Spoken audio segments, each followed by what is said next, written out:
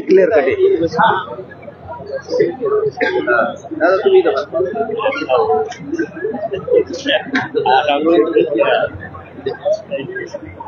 त्यांना जर नसन जमत ऑपरेशन झाले वर बसून द्या.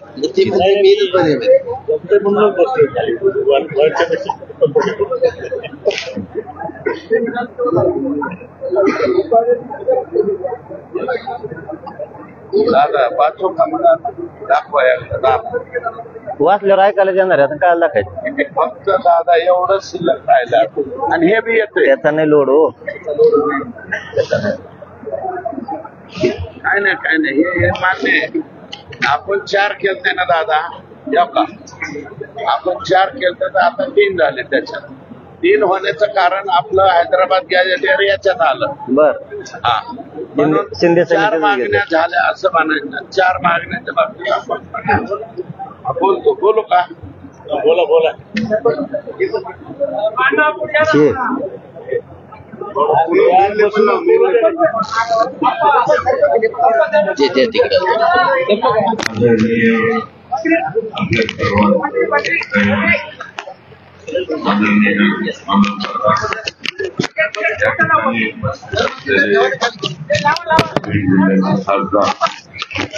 बजरंग बाप्पा माजलगाव मतदारसंघाचे सन्माननीय विधानसभा सदस्य सन्माननीय प्रकाशदादा सोळंके साहेब, माजी राज्यमंत्री तसेच माजी आमदार आदरणीय एम शेख साहेब, आदरणीय दिलीप अण्णा, आदरणीय या ठिकाणी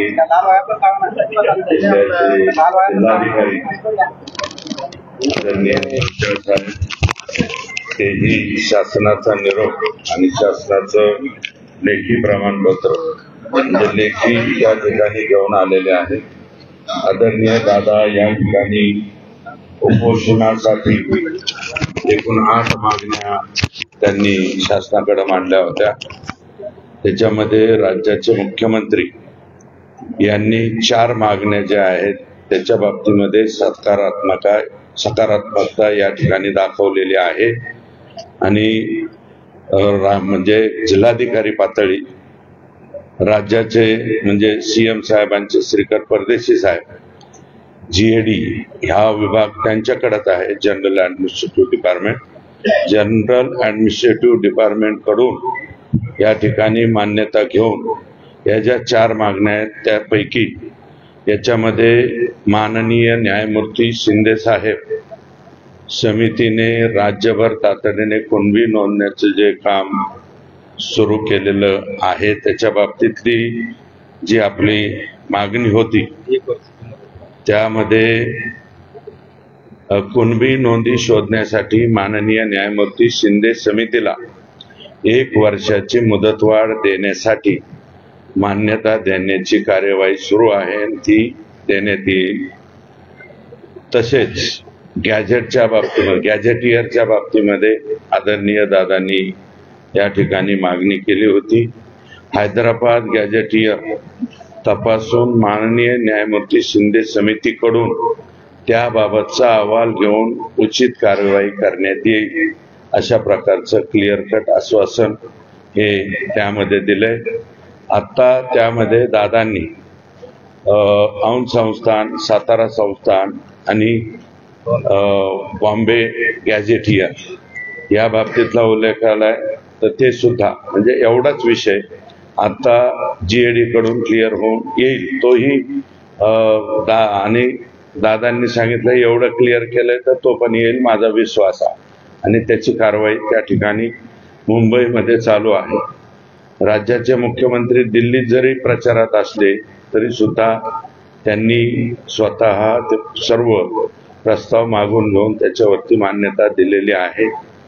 2, 3 म्हणजे महाराष्ट्रातील मराठा आंदोलकांवर दाखल झालेल्या केसेस फक्त माननीय उच्च न्यायालयाच्या निर्देशानुसार व शासन निर्णयानुसार तपासून मागे घेण्याबाबत उचित कारवाई करण्यात येईल. याचा अर्थ फक्त ज्या काही केसेस म्हणजे हायकोर्टाला विचारावं लागतं. सरकारने जरी मनाने म्हणलं की आम्ही माघार घेतो, तरी हायकोर्ट त्याला परमिशन देत नाही. म्हणजे ज्याच्यामध्ये 307 जाळपोळ असेल किंवा गंभीर स्वरूपाची घटना असेल, या वगळता बाकी सर्व केसेस शासनाने माघार घेण्याबाबत या ठिकाणी सकारात्मकता दाखवलेली आहे. नंतर 4, कुणबी प्रमाणपत्र देण्यासाठी, म्हणजे ही मागणी 7व्या क्रमांकाची मागणी आदरणीय दादांनी या ठिकाणी केली होती. त्याच्यामध्ये कुणबी प्रमाणपत्र देण्यासाठी जिल्हा व तालुका स्तरावर स्थापन केलेल्या कक्षामार्फत कार्यवाही चालू राहील व त्यास गती देण्यात येईल. कारण दादांनी त्याच्यामध्ये असं म्हणलं होतं की हे जरा काम थंडावल्यासारखं झालंय. त्याच्यामध्ये वस्तुस्थिती होती, परंतु आता त्यास गती देण्याचं आश्वासन राज्य शासनाने या ठिकाणी माननीय मुख्यमंत्र्यांनी दिलेलं आहे. वरील बाबी विचारात घेता शासनाचे असे मत आहे की आता आपल्या मागण्यांची शासनाने दखल घेतलेली असल्याने, म्हणजे आदरणीय दादांची, आपण दिनांक 25/1/2000 पासून सुरू केलेले आमरण उपोषण मागे घ्यावे ही विनंती शासनाच्या वतीने, ही विनंती या ठिकाणी करण्यात आलेली आहे. आणि त्यास्तव आम्हीही सर्वजण दादांना विनंती करतो की शासनाच्या या विनंतीचा आपण विचार करावा. आणि प्रचंड तब्येत तुमची खराब आहे. आम्हाला सर्वांना, समाजाला आणि राज्यात आवश्यकता आहे.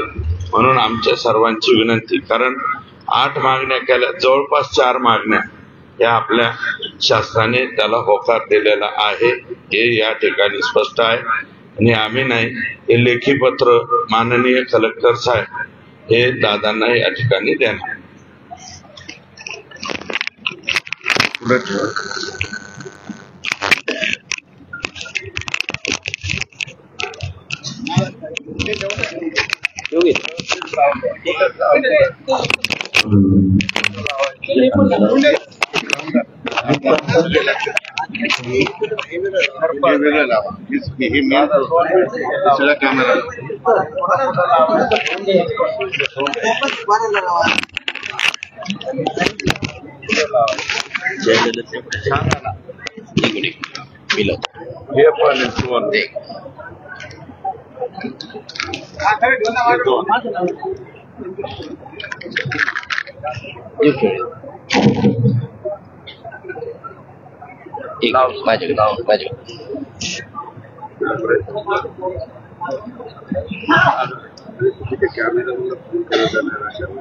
हॅलो, थोडस पोरांना स्पष्ट सांगतो बरं का, म्हणजे गपलत नको. काही लोक मला बसता येणार म्हणून खाली घ्यावं तर बसता येत नाही. मला हालताच या नाही. सलन रात्री 1 लावल्यामुळे तरी उठून बसता हालताच या सकाळी. पोरं काही लोक म्हणत जातात काय मिळालं आंदोलन, त्यांचा 24 घंटे तेवढा एकच धंदा आहे. त्यांना काही करायचं नाही, आपण करायला लागलं आपल्याला आडं पडायचं. हे उभं जिंदगी काही लोकांना नाव ठेवण्यातच घातलेले. आपण काही केलं की त्यांना जमत नाही, त्यांच्यात इमानदारी नाही. आपण इमानदारी करतो तर आपल्याला मिळत यश, त्यांना ते सहन होत नाही, मग आपल्यावर टीका करते आपलेच. त्यांनी आयुष्यात तर काही केलं नाही. आमचं म्हणणं आहे तुम्हाला नाही करायचं तुम्ही करू नका, पण नाव तरी ठेवू नका. विषय महत्वाचा सांगतो. काय मिळालं असं काय माहिती, शिंदे समिती पूर्णपणे बंद करण्यात आली होती. पूर्णपणे, थोडी तिडकी नाही, पूर्ण. याच्या पुढचं सांगतो. माननीय न्यायमूर्ती शिंदे समितीचं मंत्रालयावरचं ऑफिस डायरेक्ट कुलूप लावलं होतं. त्याला कुलूप म्हणजे मराठ्यांचं काय म्हटलं झालं होतं. काय मिळालं म्हणतात ना, घरात बसून राजकीय नेत्याचे पाय चाटून जमत नसतं म्हणा उलट बोलणाऱ्यांना. शिंदे समितीनं ज्या नोंदी शोधल्या 57 लाख शिंदे समितीचं काम होतं, ती शिंदे समिती बंद केली. ती लगेच महेश शब्द कायद्यात थोडेफार मागं पुढे असतील, ती शिंदे समिती आम्हाला लगेच सुरू करायची. ओके हो म्हणलं, कारण ती सुरू करायची, तिला काही काम नाही. हा, तिला काही काम बी नाही. तिला काय फक्त ती जिल्ह्यात जाऊन काम बिचारी करून घ्यायची. आणि त्याच्यामुळे लेकराचं कल्याण होतं. एक काम झालं. दुसरं एकदम सोपं जातं. कक्षातल्या शिंदे साहेबांनी ती संकल्पना राबविली होती. माननीय मुख्यमंत्री शिंदे साहेब म्हणजे मागचे, परत हे म्हणायचे मी मुख्यमंत्री नाही काय, तुमच्यातलं जोडा ताडी द्या, मी तरी काय करू. तर शिंदे साहेबांनी जे कक्ष स्थापन केले आणि अभियान पण केलं. डायरेक्ट गाव लेवल यादी ग्रामपंचायत चिटकायची नोंदी निघालेल्या गावातच वाटत प्रमाणपत्र, आणि कक्ष स्थापन केल्यामुळे नोंदी मिळाली की ताबडतोब प्रमाणपत्र मिळायचे. फक्त एक हे घरगुती लिहून ठेवायचं असलं तुम्हाला ठेवा. किचकट अटी घालू नका म्हणा काही जातीवादी अधिकाऱ्याला. नाही इथलं नाही, मी तुम्हाला जनरल राज्यात सांगतो. शिंदे समिती राज्यात काम करणार आहे, मराठवाड्यात नाही. पुऱ्या राज्यातल्या नोंदी शोधणार आहे. मी मराठवाडा, पश्चिम महाराष्ट्र, विदर्भ, कोकण, खानदेश हे करू शकत नाही. राज्य आमच्यासाठी पुरं राज्य आमचं. त्याच्यामुळे तुला शोधायचं असतं काही अधिकारी याचा याचा तो आज आता टिशियान तो पंचायतचा वंशव समितीने वंशव जोडीली कशाला नष्ट करू. असं जाणून बुजून करणाऱ्या अधिकाऱ्याला सस्पेंड करा. 2 अधिकारी तसे, एक हे बीडला आणि एक हे धाराशिव. हे 2 लय शाने. पुण्यात आता नाव आम्ही तुम्हाला टाकू व्हॉट्सअपवर, थोडं सांगतात आमच्या लक्षात नाही. बीडला कोणतरी लेडीजचे आणि धाराशिवला कोणीतरी, ते देतच नाही. काही करा तिला, त्याच्यापेक्षा तिला बडतर्फ केलेलं बरं. बडतर्फ हे बदल्या करून पासून काहीच उपयोग होत नाही. शेवटी काय ना, कुत्र्याचं शेवट वाकडं किती फुकणी घातली तरी ते काय सरळ होत नाही. हे नकोच आपली चांगल्या प्रशासनाला डाग लावते ती. आता मी 2 मुद्दे सांगितले बरोबर. शिंदे समिती काम करणार आहे. दुसरं सांगितलं कक्ष स्थापन होणार आहे. वंशावळ समिती गठीत करा, ती बंद पडली. आणि मोडी लिपी अभ्यासक नाहीये, फारसीचे नाहीत, उर्दूचे नाहीत, त्याच्यामुळे नोंदी शोधता येत नाही. ते मनुष्यबळ जास्त द्या आणि निधी जास्तीचा द्या, म्हणजे त्यांना भाग भांडवल कमी नाही पडणार समितीला. गेल्या वेळेस मोडी लिपी अभ्यासकाला पैसे न दिल्यामुळं, मुद्दाम मीडिया समोर सांगतो माझं नाविलाज, पैसे न दिल्यामुळं मोडी लिपी अभ्यासकांनी काम सोडून आपण आपल्या घरी गेले. तुम्ही सरकारने त्याचा पगार दिला नाही, हे सत्य. मग त्या बिचाऱ्याने कसं काम करायचं पैसे नाही दिले. त्याच्यानंतर आमच्याकडे काय अभ्यास आहे, त्यांना अधिकार द्या. शिंदे समितीने काही त्या पोरांना अधिकार द्या. ते विधानात जाऊ दिले. जसं की पुरा अभिलेख म्हणून येतं छत्रपती संभाजीनगरला. पुरा अभिलेख म्हणजे पुरा अभिलेख, पुरा अभिलेख शॉर्टकट मध्ये काय माहिती तर खरं तर होते पुरातत्व हा वेगळा डिपार्टमेंट असायला पाहिजे, आणि पुरा अभिलेख हा वेगळा डिपार्टमेंट असायला पाहिजे बहुतेक. कारण त्याच्यातले नोंदी आहेत. त्र्यंबकेश्वरला आहे, आपल्या राक्षस भवनला आहे. ह्या राक्षस भवनला ह्या नोंदी घ्या, ह्या नोंदी घ्या. हा म्हणलेले आम्हाला त्या JR काढलेला हा म्हणून JR टाका यांना नव्यानं.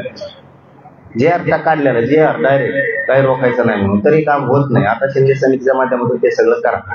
ही बाजू क्लिअर झाली.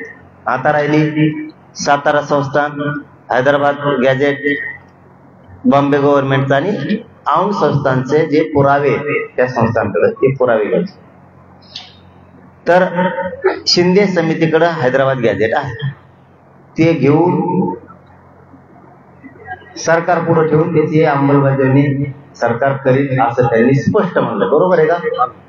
हा. आणि सातारा संस्थांचं पण आणि बॉम्बे गव्हर्नमेंटचं पण, कारण आपल्याला भेद नको हे करतो म्हणजे ह्या 3 झाल्या. आणि आता 4थी गोष्ट, केसेस राज्यातल्या पोरावर झालेल्या सरसकट मागणी आहे. ही आपली मागणी सरसकट. आमच्या जाळ्यालाच नव्हते, आमचं नाव कशा घेतलं, पुरावा काय? आमचे पोरं जाळाला नाही, जाळीला तुमच्यातच. त्यांच्यातच कुठा लागले. त्यांनी त्यांचे हातला लावून टाकले त्या अलीकडचं त्या दलिंदराच्या भावना, त्याचा भावना त्याचाच हातजाळीचं नावांचं घेतो. हे रिअल आहे. आम्ही आरोप करायचा म्हणून करत नाही. आमच्यावर विनाकारण खोट्या केसेस केलेल्या शासनाने त्या सगळ्या केसेस मागे घ्यावा तर सगळं विनंती, आणि त्या पण घेऊ असं सांगितलंय. पण जरा कोर्टाचं काहीतरी त्यांनी ती घातली. पण जर गृह मंत्रालयाने सुचवलं तर ते सुद्धा होत. तेवढे प्रयत्न जास्तीचे करा, लेकरं मोकळे होते. हे बाजू 4 आता क्लिअर झाल्या त्यांचे. आता 2 थोड्या लिहून घ्या, नाही त्याच्यात पण लिहून घ्या. पहिली, कारण तुमच्यासाठी हिताची तुमचं नाव खराब होणार नाही तिघाच्या सरकारचं. म्हणून आता सरकार तुमचा डाग लागू न देणं थोडी जबाबदारी म्हणून माणूस या राज्याचा म्हणून नागरिक म्हणून सांगतोय. करायच्यात करा, नाही तर करू नका.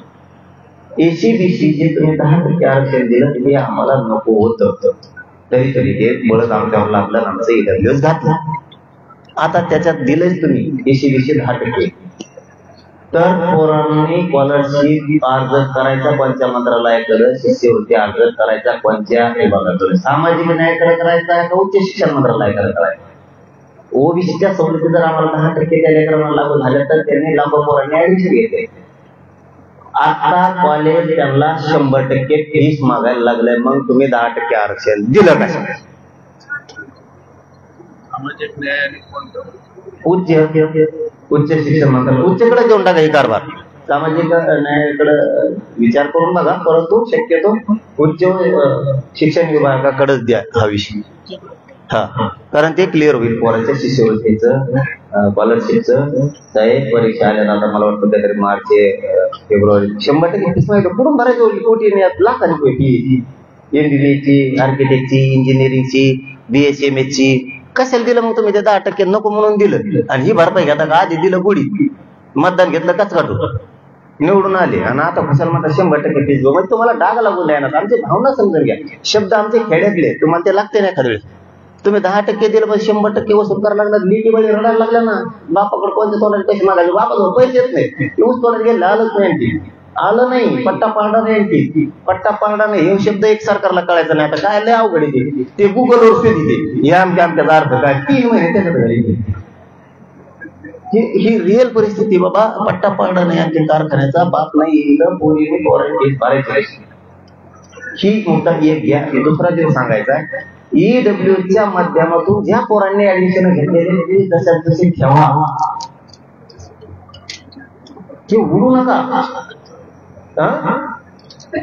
जुने जेवढे ऍडमिशन घेतलेले ईडब्ल्यू मधून त्यावेळेस सगळे झालेले ते पोरं आता तुम्ही काढून टाकता, वाटोळ करता का त्याचे? ते ठेवा. हे 2 याला 2 महिन्याची गरज नाही, 3 महिन्याची नाही, 4 महिन्याची. साधा कक्ष अधिकारी सुद्धा याच्यात बदल करू शकतो. याला काय कॅबिनेटची गरज नाही, राज्य मंत्रिमंडळाची सुद्धा गरज नाही. याला हे साधा विषय. ते तातडीनं करून घ्या. लेकरा तुम्हाला उद्या त्याला फोन करून आशीर्वाद देते. 100% सांगतो तुम्हालाच म्हणते ना आमचं दुःख ते वाटून घेत. याच्यात हे विषय किचकट होत चालले. आता बलिदान गेलेल्या कुटुंबाचा एक तिसरा आहे. मराठा आरक्षणासाठी बलिदान गेलेल्या सगळ्या कुटुंबाचे 10 लाख रुपये निधी दिलाय. पण काहीचा ठराविक जणांचा राहिलाय. मध्ये सरकार बनवण्याच्या नादात ते विसरून गेले. का मुद्दाम शब्द नाव नाही जाणार, मुद्दाम देत नाहीत असा शब्द नाही वापरणार. कधी आम्ही एवढे मूर्ख नाही की कसल्या जागेवर डाग लावायचे. त्याचे ते 10 लाख रुपये देऊन त्याला सरकारी नोकरीची जी घोषणा केली ते तातडीने देऊन टाकावं. काहींना दिलेत, काहींना राहिले, काहींना पैसे दिले, काही राहिले. ते वर्ग करून टाका. ते काय पैसे लिहून आले त्यांचं, ते काय आता म्हणलं तरी वर्ग करतात लगेच. म्हणणारा नीट माणूस पाहिजे, म्हणणारा नीट नाही, म्हणणारे नीट नाही. ते सरसकट आजपर्यंत जेवढ्या आत्महत्या मराठा आरक्षणासाठी झाले ते सगळ्याचे देऊन टाका आजपर्यंत. एसीबीसी काही पोरांना लागूच नव्हतं. तेच आलं लक्षात तुम्हाला काय म्हणायचं मला, की काहींचं म्हणणं असं आहे एसीबीसी आरक्षण लागू झाल्याच्या नंतर काहींना आत्महत्या झाल्या त्यांना आम्ही देत नाही. त्याला ते मान्य नाहीये म्हणून सुद्धा आत्महत्या झाल्यात म्हणून का तुम्ही त्याला लिंब म्हणून बघणार नाही का? काय राज्यात त्याचं काळीच गेलं. शेवटी बापाची पोरगी गेली, बापाचं पोरग आत्महत्यात गेलं, त्याचं तर गेलंच ना. तुम्ही इतका बारीक विचार करणार आहेत का? दिल्याच्या नंतर आत्महत्या झाली म्हणून आम्ही नाही देत. मग हे खूप जुलमे राजवते सारखं झालं. 10-5 लेकरांसाठी इतका बारीक विचार करायची मुख्यमंत्र्याला काही गरज नाही. साधा विषय आता हे झाले विषय हे लगेच होते, म्हणजे एकूण 7 व्हायला लागले, तेवढे 7 पटकून करा. आता राहिला आपला मेन खुटी, तसेच गुंतून ठेवली आणखी खोटा मग सुटतेला आहे, पण हे आवडून 5 आणले त्याच्या सगळ्या सोयरीचे अंबरबरोबर ती पाहिजे आम्हाला ना सोडीच नसते. आता मागितला 1-2-3 महिने वेळ जाऊ द्या, ते हे करायचंय त्यांना छाननी करायची, ते नार कधी आलेल्या त्याच्यावर छाननी करायची. त्याच्यावर जे आक्षेप आले, हरकती आल्यात, त्याची त्यांना काहीतरी बघायचे, वाचायला मध्ये निवडणुकीत टाईम मिळाला नव्हता, त्याच्यामुळे आता ते वाचून पुन्हा हे करणार आहे. तेही त्याच्यानंतर 2-3 महिन्याच्यात करतो म्हणले, बरोबर करणार. ओके, म्हणजे ते विवरण जर नाही झालं तर मुंबईची तारीख डिक्लेअर करतो मी, तुम्हाला काय करायचं. पण मुंबईत व्यवहारीत जाताना असं तसं नाही जायचं बरं का. निवेदन वापस नाही, मीच येत नाही आता, जाऊन तिकडे मी बी का धरलो आता, वापस नाही यायचं.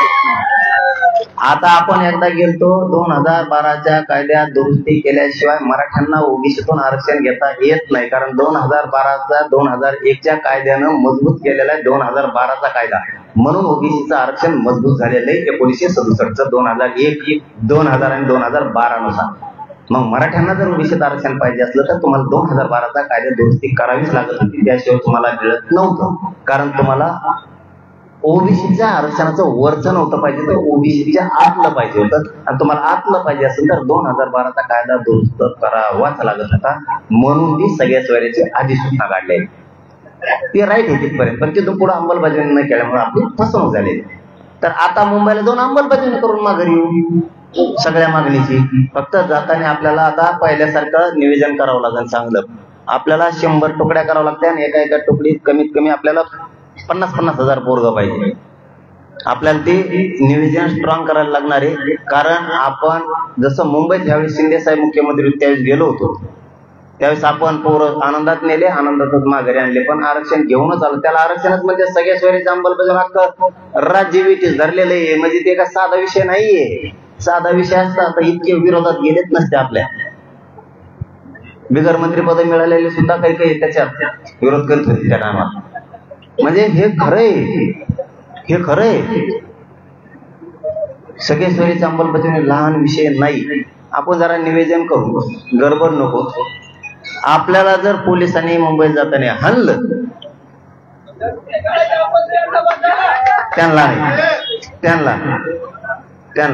त्यांचा दोषच नाही. आपली इथे कुठेला रपा सगळं रक्त डोक्यात फोडू काढे आपली सडकून काढ आपल्याला, तसं होणारच नाही. कारण आपण जाताना 50 लाख ते 70 लाखापेक्षा जास्त जाणार. म्हणजे ह्यावेळेस 2 कोटी मराठी आत घुसणार आहेत बिना निवेदनाचे, निवेदन सोडून.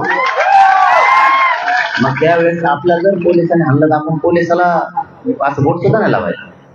मंत्री धरधुरा हाणायचे, मंत्र्याच्या पोर, आमदाराच्या पोर, ते धरधुरा हाणायचे, यांना हाणायचे. पोलिसांना आपलं आणलं का पोलिसाला माझं राम राम, आणि यांना धरायचं हाणायचं, यांना सोडायचं नाही. जर त्यांनी आपल्याला आपली मुंबई म्हणून आपल्याला जगू दिलं की धमकी नाही, आपण जसं करतो तसं करीत असतो. मग बोललो तसं आमची मुंबई आम्हाला येऊ दे, बसून दे, खाऊन दे, पिऊन दे, बघून दे ना, कंपन्या बघून दे, रेल्वे बघून दे, इमान कसं उडतं ते बघून दे, मंत्री कोणत्या कायद्यावर झोपतो ते बघून दे, कसा आवडतो ते आम्हाला बघू दे. आम्हाला घर नाही बघून द्यायचं मंत्र्याची. कशाचे तुम्ही कोणत्या ताटात खाता, आमच्या सारख्याच खाता, काही वेगळं ताट असतं तुमचं, असं कसं आम्हाला बघून द्यायचं. तुम्ही चहा कोणत्या कपात करता, बिगर दांड्याच्या दांड्याच्या झटक्यात आम्हाला बघून द्या ना. आम्हाला बघायची इच्छा आहे, बाकी काही नाही. मंत्रालय कसं असतं बा, मंत्र्याचे बंगले कसे असते, बिस्किटाच्या कंपन्या कशा, रेल्वे कशी पळती, उलटी पळती का सरळ पळती, विमान आत्यानं उठत आहे का खाली बसत आहे, आम्ही बघितलं पाहिजे. आमची मुंबई बघू नये का, मासे कसे जाते, काय काय चाललंय. ह्या वारीना निवेदनबद्ध जायचं. आपली मुंबईला त्रास होता कामा नाही, पण जर कोणी त्रास दिला तर आता पळायचं नाही, जागर तुमचा करायचा त्याचा. मराठ्यांना इथून आता सण केलं 2.5 वर्ष, थोडं नाही 2.5 वर्ष कोणाला बोट लावायचं नाही. आता आपण इथून पुढे आता वळवळ केली की तुमच्याकडे जायचा बस आता. आणि तुम्हाला मागच्या वेळेस सांगितलं होतं अंतरवालीकरांना, की हे व्यासपीठ आपण हे आंदोलन आता स्थगित करतोय, बंद करत नाही. हे आंदोलन आपण स्थगित करतोय. हे आंदोलनाचं हे सगळं व्यासपीठ ते उचलून त्या मंडळामध्ये, सांस्कृतिक मंडळात ठेवा. तुम्हाला इथं ते सभा मंडप करायचं आहे. आता शक्यतो इथून पुढे उपोषण होणारच नाही. आता समोरासमोर लढायची तयारी ठेवायची आता यांच्या, कारण हे दगाफटका करणार नाहीत असं वाटतं. फडणवीस साहेबांना मी एकच शब्दात उत्तर मागितलं होतं, आणखीन मिळालेलं नाहीये. 8 मागण्या दिल्या, त्याची तुम्ही अंमलबजावणी करणार आहेत की नाही? तुम्ही नाही म्हणा, हा म्हणा, आम्ही उपोषण सोडतो. तुम्ही फक्त मराठ्यांशी गद्दारी बेमानी करतायत का एवढंच आम्हाला बघायचंय, काहीच बघायचं नाही. बोललो का काही? 3 महिने झाले एक शब्द बोललो नाही फडणवीस साहेबांना, एक शब्द, आणि बोलणार बी नाही. हे आंदोलन बोलणार बी नाही म्हणलेलं. पण याच्यानंतर मला माझ्या समाजाशी बोलावं लागणार आहे, मला सांगावं लागणार आहे.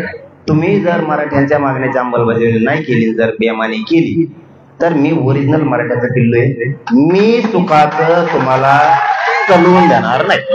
माझ्यासाठी अंतिम माझा देव माझा समाज आहे, माझ्या समाजाचे लेकर आहेत. हा, तुम्ही माझ्या समाजाला द्या, ही समाज तुम्हाला दखल घेऊन ना.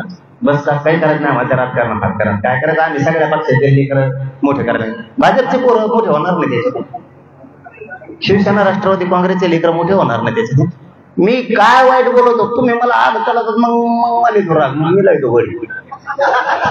मी काय, मला का पिसळ कुत्रा चावलं का? मी काय पागल आहे का? मला काय आपल्या समाजाची काय मोठाले प्रतिष्ठित घराणे आहेत आपले, त्यांची इज्जत नाही मला वाटत नाही ते मोठे होत. पण तुम्ही आम्हाला लाथडीच धरून कोपऱ्यात घालता गरीबाला. म्हणजे आमच्या गरीबावर मोठे होता ना, आम्हालाच मारून टाकीत. आमचं म्हणणं आहे, आम्हाला गरीबाला सांभाळा. दिवस बदलले बाबा, आता लय दिवस बदलले. लोक आता लय उलटे झालेत खोपडीचे. सांभाळा, गोरगरीब मराठ्यांना सांभाळा, त्यांच्या मागण्या पुऱ्या करा, म्हणणं काय नाही. पण जर ह्या लवकर याची अंमलबजावणी नाही झाली तर मुंबईची तारीख मी घोषित करणार आहे. मराठा समाजाच्या राज्यातले पुन्हा एकदा बैठक बोलवणारी मोठी, आणि तिथून घोषणा होणार आहे मुंबई. मग मुंबई जाम होईल, याला जबाबदार आम्ही नाहीये बरं का दादा. तुम्ही दोघं सत्तेत आणि सत्ताविरोधी सारखीच येतं, काय फरक नाही. कोणी कोणाकडे जाता येतं, काही मेळ लागा ना, काय तळाला मेळ लागत नाही मला. सकाळी कोणाला गंडा घालतात कारण ते आम्हाला घालतात, आम्ही त्यांना घालतो. त्यामुळे तुम्ही सगळेच काळजी घ्या. जे बोललो ते मी करत असतो, कारण मी समाजाशी प्रामाणिक आहे. समाजाच्या पायावर मी माझा जीव ठेवलेला आहे, मरण ठेवलेला आहे. त्यामुळे बोललो तसं करत असतो. मुंबई जाम होऊ शकते, आणि ह्या वेळेस मराठे माघारी येऊ शकत नाही. एकच काळजी घ्या, माझे पोरं मुंबईला फुलासारखं सांभाळतील. एकालाही काळी सुद्धा लागता कामा नये, नाक सुद्धा लागता कामा नये, एवढी फक्त काळजी घ्या. हा, ते बसतील, खातील, पितील, तिथंच राहणार. आता राहायला काय घर नाही तिथं, आता राहा पुढं. ते पंचायत याचा ऐकलंय प्रॉब्लेम, तेवढा एक बेस्ट झाले. ते कुठं बसते बिचारी पोटते. आता काय आल्यावर त्याला काय दम खात काय, ते नैसर्गिक सणासणात माघारी घेते, कोणाला काही मिळावी लागू. लय जणाला शेटर उघडे आले ते 15-15 दिवस बरं का. त्यामुळे ह्या बरी काळजी घेतली तर बरी. फक्त आम्हाला नख लागू देऊ नका आमच्या लेकराला, आमची एवढी इच्छा आहे. जर का पोरं बिथारले तर मुंबईत गेलेले पोरं फक्त आमदार मंत्र्याला थांबणार आहे. आणि इकडे जर पळून आले मुंबईतून खेडे, मग तर इकडे मराठीने मारलेच. हाणू जीवच नाही. हे होणार, हे जास्तावर येऊ नका. ही प्रयोग एकदा झालेला आहे. मराठ्यांनी एकदा निर्णय घेतला तर ते ऐकत नाहीत. जो निर्णय महान आहे मराठ्यांचा निर्णय, जो निर्णय मी असले निर्णय घेत नाही कधी. पण मी मराठ्याच्या पुढे जात नाही. आता शेवटची एकच विनंती, 100% आम्हाला असं वाटतंय फडणवीस साहेब मराठ्यांशी गद्दारी आणि बेमानी करणार नाहीत. ते मराठ्यांच्या सगळ्या मागण्याची अंमलबजावणी करतील. आणि त्यांनी नाही केलं तर मराठ्यांची बैठक बोलून आम्ही लवकरच मुंबईला जाण्याची तारीख डिक्लेअर करणार. झालं परवा झाली तयारी तर जायचं ना. मग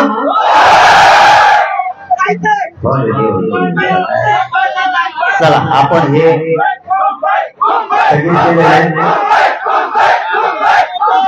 उपोषण करते सगळे इकडे या, उपोषण करते इकडे या, उपोषण करत्याला व्यासपीठाकडे येऊ द्या. फक्त उपोषण करते बाकीचे मनाने कापा कापा बाजूला प्लीज. उपोषण करते स्वतः मनाने बाजूला जा.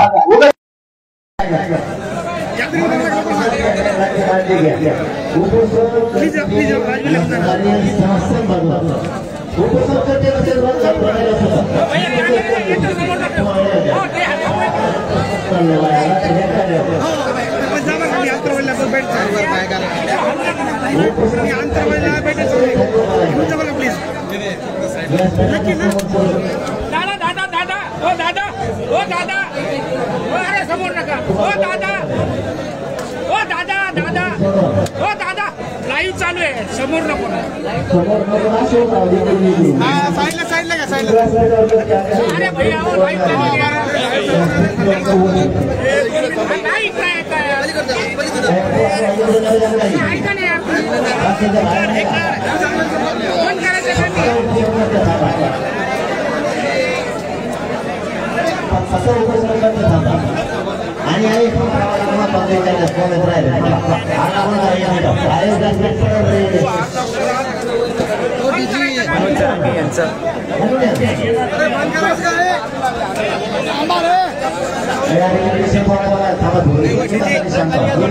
आमरण उपोषण स्थगित.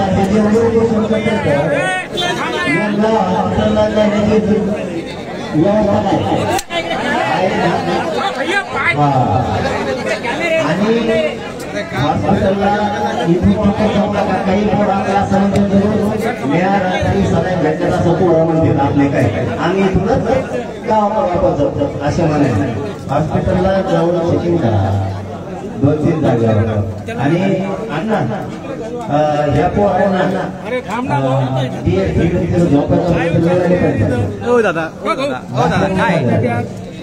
उपोषण करते तिथं सगळ्याला पेड उपलब्ध करायचं. ऐका तरी अरे काय यार हे कसं घेणार दादा ऐकायला तयार नाही.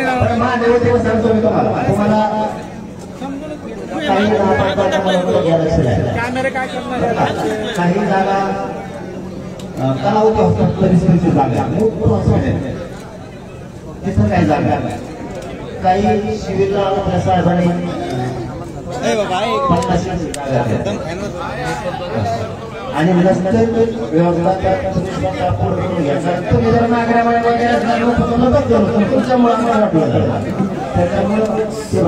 आणि तिथं राहणार व्यवस्थेचा सरपंच हे आम्हाला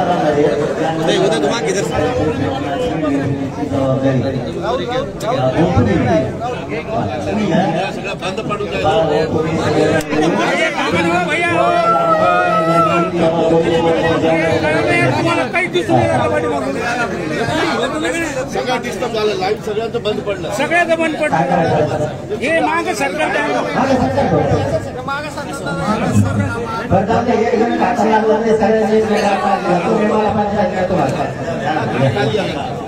भैया थांबा ना यार थांबा ना यार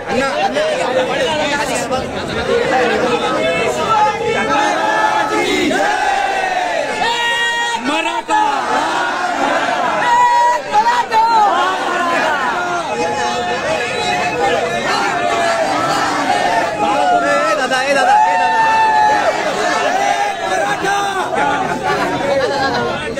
काय करतो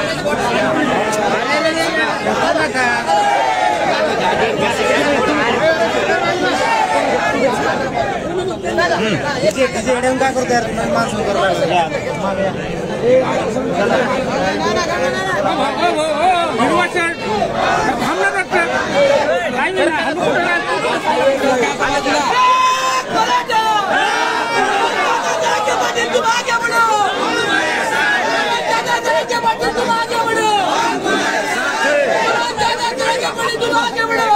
तुम्हारे साथ है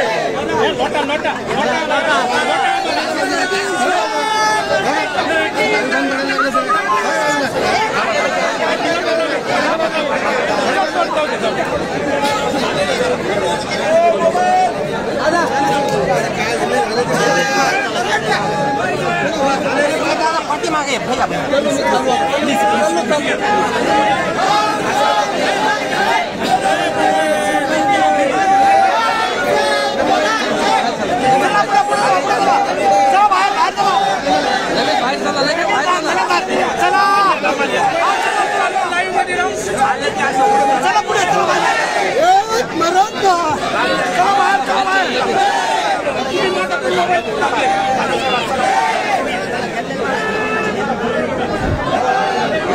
पुण्या की मात्र एका साईडला चला बाहेर बाहेर चला नाही तिकडूनच दाखवली पुन्हा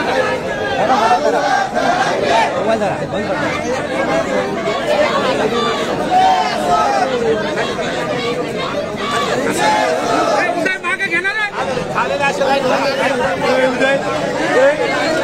खाली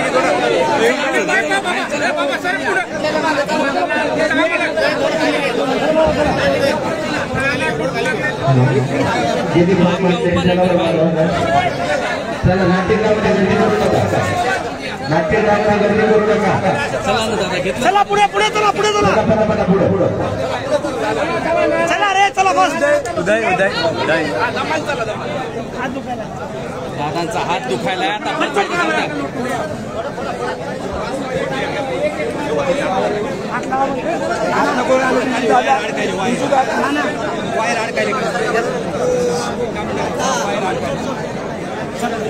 इथे म्हणजे त्याला